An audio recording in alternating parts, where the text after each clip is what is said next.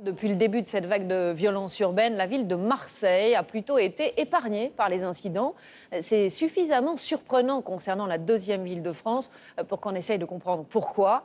En fait, les quartiers sensibles sont totalement intégrés à la ville, ils ne sont pas excentrés.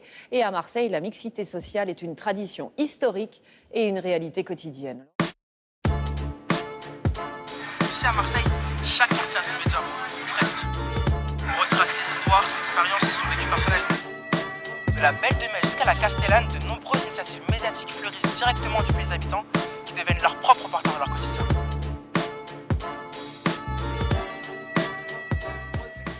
Si on va à l'extérieur, toujours, Castellane, les jeunes, les petits qui vont des décès, ils regardent mauvais, ils leur donnent pas un bon travail, ils leur donnent pas des stages, tel petit cherche un stage hors la Castellane, ils le prennent pas. C'est pour ça, des fois, on dit qu'on n'aime pas les journalistes à cause de ça, parce qu'ils ne donnent pas la vraie image, ils donnent toujours le point mauvais, mais ils ne donnent jamais le point qui est bien. À la Castellane, les gens, ils sont en train de vivre, hein. Ils vivent normal, ici sortis de la Castellane, des Castellanes, des gens qui ont réussi à l'école.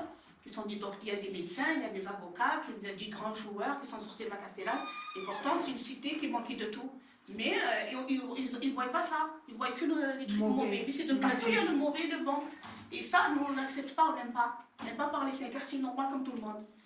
La baguette magique, pour moi, c'est un espoir. C'est un endroit où je partage plein de choses avec des mamans qui viennent un peu de partout. Eh bien, la baguette magique, pour moi, c'est un échange des idées. Je viens ici, quand je me trouve avec les mamans, c'est là où on change les idées, on parlait qu'est-ce qui se passe dans l'actualité, et de là, on choisit les articles. Frappe. Une fois. Non, elle avait pris de la peinture, Soraya. Oui, mais tous les ans, on fait des recherches, qu'est-ce qu'on veut, qu'est-ce qu'on fait, on se met en groupe et on dit qu'est-ce qu'elle veut, Farida, qu'est-ce qu'elle veut, Taos, et on se met à travailler l'année. Le journalisme, il faut que tu t'exprimes, il faut que tu parles, et voilà, c'est ça. Avant, on était timide, maintenant, on parle à n'importe qui. Il vient un journaliste, il nous pose des questions, on est là, on répond. Soit on parle correctement, soit on fait des fautes. On est là et on s'exprime et on parle, qu'est-ce qu'on fait. Le quartier, c'est un article. On choisit un article pour parler sur le quartier. On parle déjà de nous, de nos enfants. Tout ce qui se passe, par exemple, cette année 2019, eh ben, tout ce qu'on entend, il y a un article qui, je sais pas moi, il y a un sujet que tout le monde parle de ce sujet, eh ben, nous on dit pourquoi pas, on écrit un article dessus. Voilà. Cette année, par exemple, je vous ai dit, le collège, il y a trop de retard, il y a trop de mots, et on trouve que nos enfants, tout le temps, ils se plaignent, les profs, ils se plaignent, eh ben, on a dit, alors, allez, on fait un article. Ça fait du bien pour moi de sortir de la maison. On n'est pas juste des mamans pour faire le ménage et aider nos enfants pour les devoirs, pour faire leurs devoirs. Mais on est aussi des mamans qui peuvent parler, s'exprimer, qu'est-ce qu'ils veulent pour leurs enfants et pour eux, pour nous.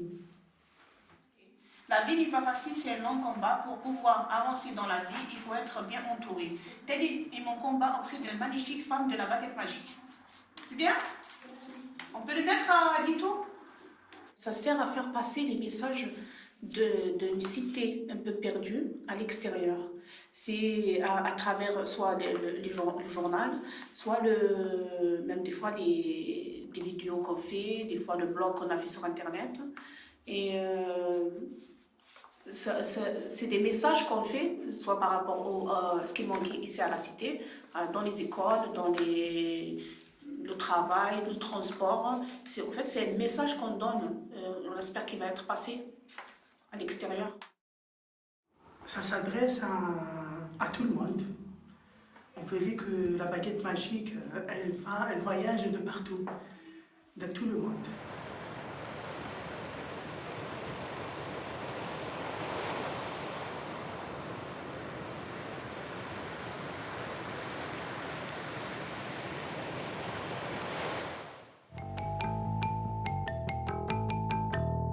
la Belle de Mai doit faire face à un nouvel enjeu, profiter des fonds économiques du gigantesque projet d'aménagement urbain Euroméditerranée sans perdre son identité et son indépendance.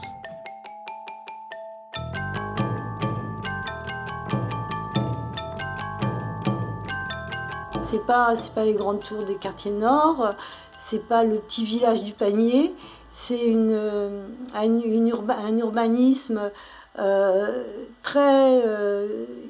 qui se développe d'une manière à travers des petites maisons individuelles et autres, mais sans qu'on puisse avoir le sentiment d'un enfermement. Il y a une chaleur humaine et ce qui fait que je me sens vraiment dans mon village en fait à la Belle de Mai.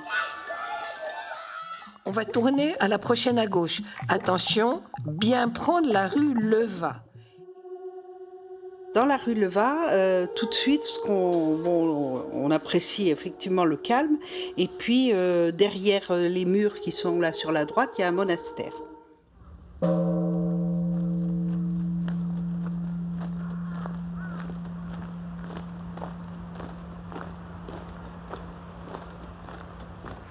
Au bout de la rue Leva, vous tournerez à gauche sur la grande avenue qui s'appelle la rue Jobin.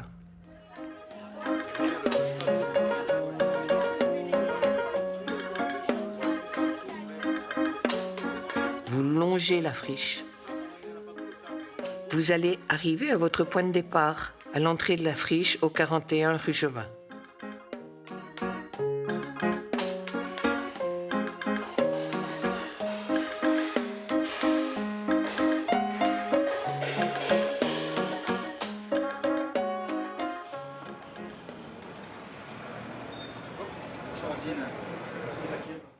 Là, il y a la régie, on la reverra tout à l'heure.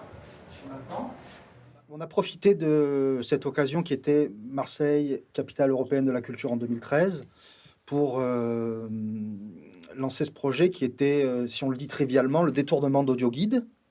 Vous voyez ce que c'est qu'un audioguide, mais de se dire qu'on allait partir en promenade dans un certain nombre de territoires, hein, notamment dans les quartiers, et que on allait écouter le territoire, ces territoires-là, autrement, les documenter autrement. Et je crois que la promenade en Belle de Mai, c'est la première qu'on a faite avec...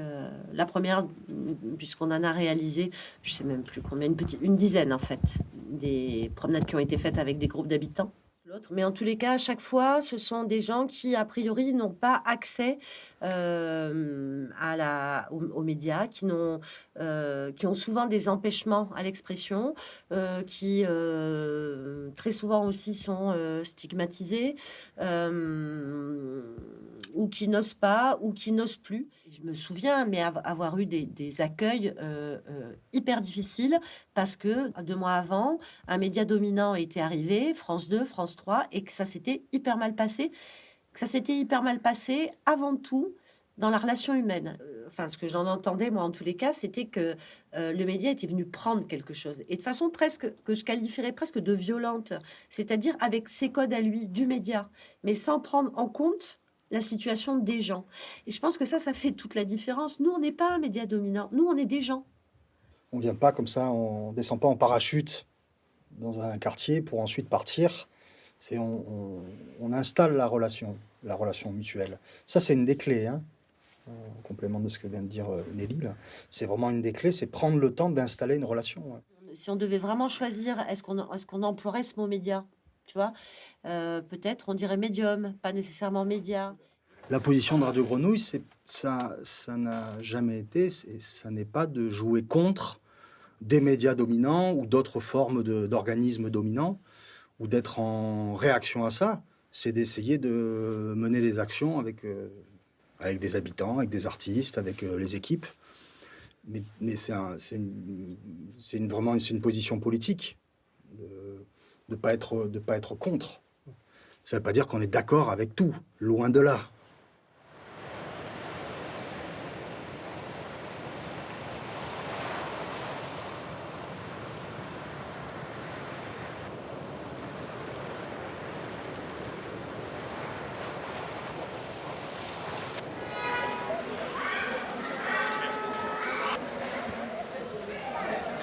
ignorent des gens qui sont dans la misère, etc. Ils s'ignoreront 10 000 signatures. Primitivi, c'est une télévision de rue. Nous, on appelle ça télévision de rue. C'est un média de quartier qui est installé depuis plus de 20 ans à la Plaine. Et on se sert de cet outil pour raconter notre façon de voir le quartier, d'archiver des choses dont on a envie de garder trace. Et puis aussi de réfléchir à comment on fabrique un média qui ne sert pas à vendre des choses, à vendre du temps de cerveau disponible, qui sert à raconter une histoire populaire du quartier, des quartiers de centre-ville de Marseille dans lesquels on vit. On a envie de pouvoir parler, on a envie de pouvoir raconter nous-mêmes notre histoire, de ne pas laisser des médias dominants la raconter. Donc Primitivi, c'est né comme ça. On fait notre travail à la Plaine parce qu'on a l'impression que le projet politique qui est défendu par la mairie de Marseille, c'est un projet de transformation sociale, de requalification, ça c'est des mots qu'ils utilisent eux, mais de requalifier notre quartier. Nous, on n'a pas envie que notre quartier soit requalifié, on a envie qu'il soit rénové, que les lampadaires soient réparés, que les égouts soient réparés. Du coup, sur ce projet précis de la Plaine, oui, bien sûr qu'on a fait un travail au quotidien de contre-propagande en venant raconter au jour le jour qu'est-ce que les gens qui se battaient contre ce projet défendaient, quoi. Qu'est-ce qu'ils avaient à dire.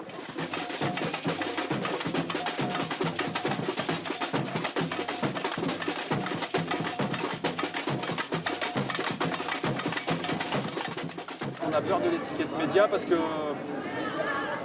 c'est comme si être un média, c'était se sortir d'une vie collective, se sortir du quartier, se sortir des combats collectifs. Et nous, on est avant tout des habitants qui utilisent l'outil qu'on a fabriqué pour défendre des choses, plutôt que comme un média qui aurait un avis sur ci, un avis sur ça, mais qui serait avant tout un média, quoi. Donc oui, nous, ça nous dérange. Et c'est pour ça qu'on essaye toujours de bousculer, de ne pas juste faire des films, mais aussi de projeter des films qui sont à d'autres gens, de coller des affiches dans la rue, d'organiser des projections dans la rue. Par exemple, ici, on a fait plein, mais qui sont des moments où le quartier et des rassemblements politiques peuvent se faire autour de notre travail.